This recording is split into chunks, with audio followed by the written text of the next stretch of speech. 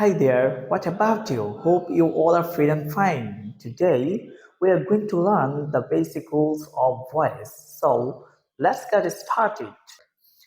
আমরা যখন active voice থেকে প্যাসিভ ভয়েসে কোনো সেন্টেন্স তৈরি করি তখন আমাদেরকে 5টি নিয়ম অনুসরণ করতে হয়।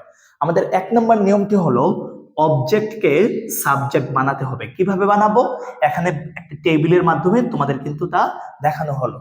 যেমন ধরো, যদি কোনো সেন্টেন্সের মধ্যে মি থাকে তাহলে সাবজেক্ট হিসাবে আই বসবে, যদি হিম থাকে তাহলে হি বসবে, যদি হার থাকে তাহলে শি বসবে, যদি দেম থাকে তাহলে দে বসবে। এবার যদি কোনো সেন্টেন্সের মধ্যে এই সাবজেক্ট গুলো দেওয়া থাকে তাহলে অবজেক্ট হিসাবে, যেমন ধরো কোনো সেন্টেন্সে আই থাকলে মি হবে, হি থাকলে হিম হবে, শি থাকলে হার হবে।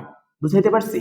1 নাম্বার নিয়ম। 2 নাম্বার নিয়ম হলো, যেটা আমাদের ট্রেডিশনাল নিয়ম, টেন্স ও সাবজেক্ট অনুযায়ী অক্সিলারি ভার্ব। টেন্স ও সাবজেক্ট অনুযায়ী অক্সিলারি ভার্ব। এখন কেউ যদি টেন্স না পারে, সে কি উত্তর করতে পারবে? অবশ্যই পারবে। আজকের থেকে সে অবশ্যই পারবে। যদি কোনো সেন্টেন্সের মধ্যে যদি ভার্ব 1 থাকে তাহলে সে মুখস্থ করবে এম ইজ আর। ঠিক আছে? যদি কোনো সেন্টেন্সের মধ্যে ভার্ব 2 থাকে তাহলে সে মুখস্থ করবে ওয়াজ অথবা ওয়ার। এই জিনিসটা শুধু সে মনে রাখবে। যদি কোনো সেন্টেন্সের মধ্যে এম ইজ আর থাকে তাহলে সে লিখবে এম বিং অথবা ইজ বিং অথবা are being according to the subject, subject অনুসারে। ঠিক আছে? বাকি আলোচনা আমরা সেন্টেন্স বাই সেন্টেন্স যখন আসবে তখন করব। 3 নাম্বার নিয়ম হলো আমাদের ভার্ব 3। 4 নাম্বার নিয়ম প্রেপোজিশন বাই বা অন্য যে কোনো প্রেপোজিশন। 5 নাম্বার নিয়ম হলো সাবজেক্টকে অবজেক্ট বানাতে হবে, মানে 1 নাম্বার নিয়মের উল্টোটা হবে 5 নাম্বারে। তাহলে সরাসরি আমরা কয়েকটি সেন্টেন্স আমরা প্র্যাকটিক্যালি করে দেখাই। কোন সেন্টেন্সের মধ্যে যদি মি থাকে তাহলে আমরা বক্স অনুসারে কি লিখবো? আই লিখবো। তাহলে এখানে লিখলাম আই। ঠিক আছে? 1 নাম্বার কাজ কিন্তু আমাদের শেষ। 2 নাম্বার কাজ হলো, যদি ভার্ব 1 থাকে তাহলে এম অথবা ইজ অথবা আর।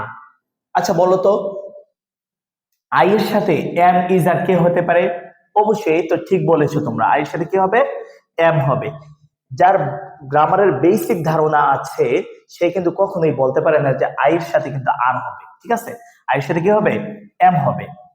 তাহলে ভার্ব 1 অনুসারে আমরা সূত্র থেকে পেলাম কি? এম ইজ আর, এবং সাবজেক্ট অনুসারে কি বসালাম?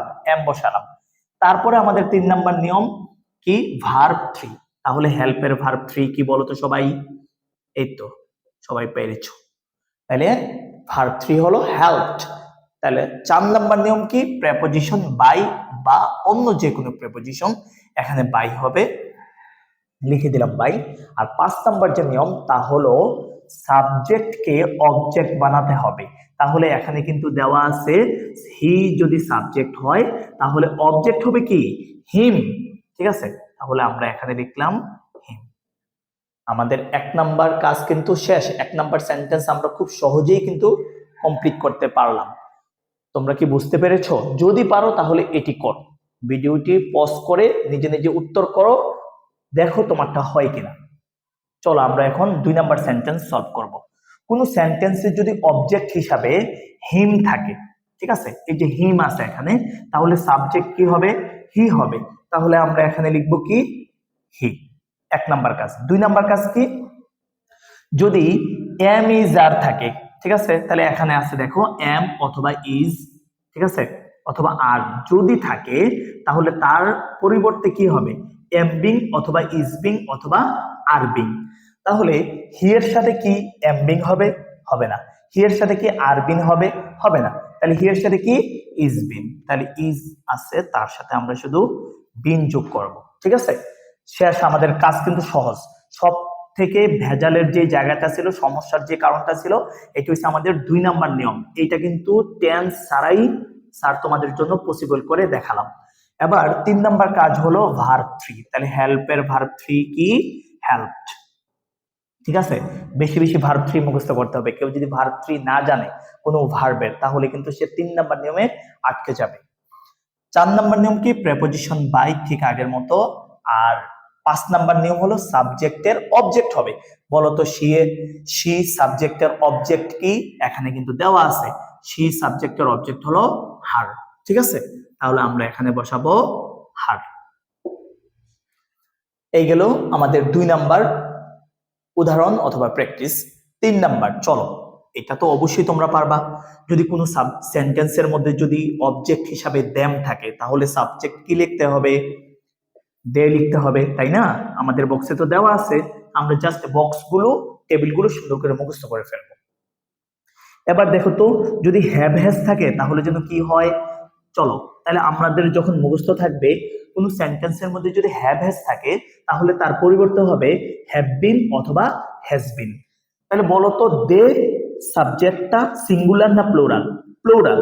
তাহলে প্লুরাল হলে হ্যাভ হবে না হ্যাজ হবে? অবশ্যই হ্যাভ হবে। ঠিক আছে, তাহলে দে হ্যাভ, 2 নম্বর নিয়ম শেষ। সরি, দে হ্যাভ এর সাথে কি হবে? হ্যাভ বিন হবে। তাহলে দে হ্যাভ বিন। ঠিক আছে, তাহলে ভার্ব 3, 3 নম্বর নিয়ম কি? আজীবন ভার্ব 3 হবে। পেসিভ মানে ভার্ব 3। তাহলে হেল্পড, তাহলে they have been helped, preposition by দিলাম। ঠিক আছে, আর যে কোনো নাম থাকলে নামের কোনো পরিবর্তন হয় না, যা থাকে আমরা তাই বসাবো। আশা করি বুঝতে পেরেছো। এবার 4 নম্বর নিয়ম, যদি কোনো সেন্টেন্সের মধ্যে আস অবজেক্ট থাকে, এই অবজেক্টকে সাবজেক্ট বানাতে হবে। তাহলে অবজেক্টকে যদি আমরা সাবজেক্ট বানাই তাহলে কি হবে? উই হবে।